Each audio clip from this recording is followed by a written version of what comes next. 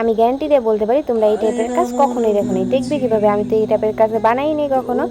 যখন আমি এই কাজটা শুরু করছিলাম না, তখন আমি বুঝতেই পারি নাই, ভাবতেই পারি নাই যে এটার আউটলুকটা এতটা সুন্দর হবে। তার জন্য আমার এই ভিডিওটা সম্পূর্ণ দেখতে হবে। আমি বানাইতে বানাইতে ভাবতেছিলাম যে আউটলুকটা এতটা সুন্দর হয়েছে, তো তোমাদের সাথে শেয়ার অবশ্যই করতে হইব।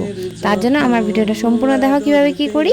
একটা কার্ডবোর্ড নিছি, সেটারে সুন্দরভাবে বক্স শেপ দিয়ে নিছি। বক্স শেপ দেওয়ার পরে সুন্দরভাবে সেটারে আবার ভিতরে আর একটা বক্স শেপ দিয়ে নিছি। সেটারে আবার রিং করে কাইটে নিছি, 4 কোণা বক্স করে কাইটে নিয়ে সেটার উপরে ব্ল্যাক কালার করে নিতে হইব।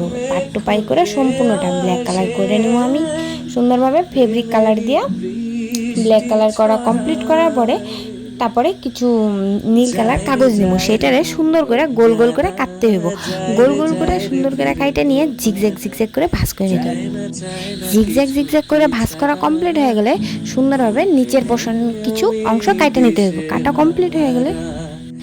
কমপ্লিট করার পরে সেটার উপরে সুন্দরভাবে একটা স্টেপনারের সাহায্যে পিন মেরে নিতে হবে। পিন মেরে নেওয়ার পরে সেটা দেখো সুন্দর একটা পাপড়ি হয়ে যাবে। এমন করে মোট কয়েকটা পাপড়ি বানিয়ে নিতে হইব।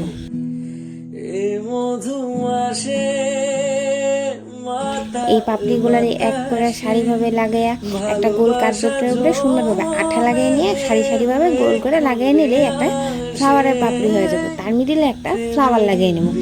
প্রসেস কমপ্লিট করতে না করতেই আর একটা ব্ল্যাক কালার কাগজ নিয়ে সেটাকে পাতলা পাতলা করে লম্বা লম্বা করে কিছু টুকরা কেটে নিতে হবে কেচির সাহায্যে। কাইটে নিয়ে সুন্দরভাবে যে কাইটে রাখছিলাম বক্সটা, সেটাকে সুন্দরভাবে উল্টে নিয়ে মিডিলে এই আঠার সাহায্যে ভালোভাবে সারিভাবে ডান্ডিগুলো লাগিয়ে নিতে হবে। কাগজের টুকরাগুলো লাগানি কমপ্লিট হয়ে গেলে সাইড দিয়ে যেগুলো বাড়তি কাগজ থাকবে সুন্দরভাবে কাটে নিতে হবে। কাটা কমপ্লিট হওয়ার সাথে সাথেই সুন্দর আর একটা পাতলা একটা হোয়াইট কালার কাগজ নিতে হবে, সেটা 2x2 করে কাটে নিতে হবে। কাটা কমপ্লিট হওয়ার পরে সুন্দরভাবে ভাঁজ করে নিতে হবে। ভাঁজ করে পেনের সাহায্যে ফ্লাওয়ার শেপ দিয়ে নিতে হবে। ফ্লাওয়ার শেপ দেওয়া হয়ে গেলে সুন্দরভাবে কেচির সাহায্যে মুড়িয়ে দিতে হবে। মুড়িয়ে দিয়ে যে কোনো একটা পাপড়ি হাফ পাপড়ি কাইটা পাশের পাপড়িটারে ভালোভাবে জয়েন করে দেবো আটার সাহায্যে। মার্কারের সাহায্যে সুন্দরভাবে ভিতরটাকে পেন্ট করে দিতে হবে।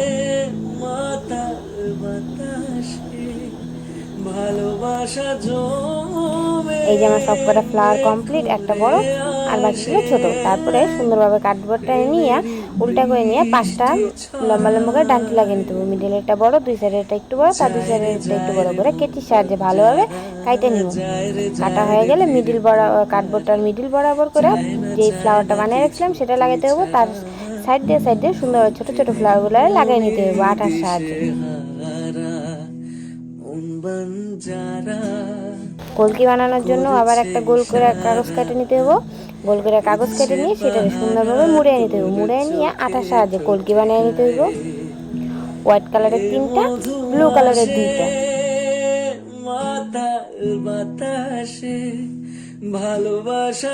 এই যে আমার কলকি রেডি। তারপর ডান্ডিগুলোর মধ্যে সুন্দরভাবে মিডিলে হোয়াইট, তার 2 সাইডে ব্লু, তার 2 সাইডে হোয়াইট করে লাগিয়ে নেবো। তার উপরে ফ্লাওয়ার লাগিয়ে নেবো। তাহলে আজকে আমার ওয়াল হ্যাঙ্গিং কমপ্লিট। যদি আমার ভিডিওটা ভালো লাগে please like comment share subscribe করে দিও। আজকের জন্য টাটা বাই। রাধে রাধে। বাড়িতে সবাই ট্রাই করবা।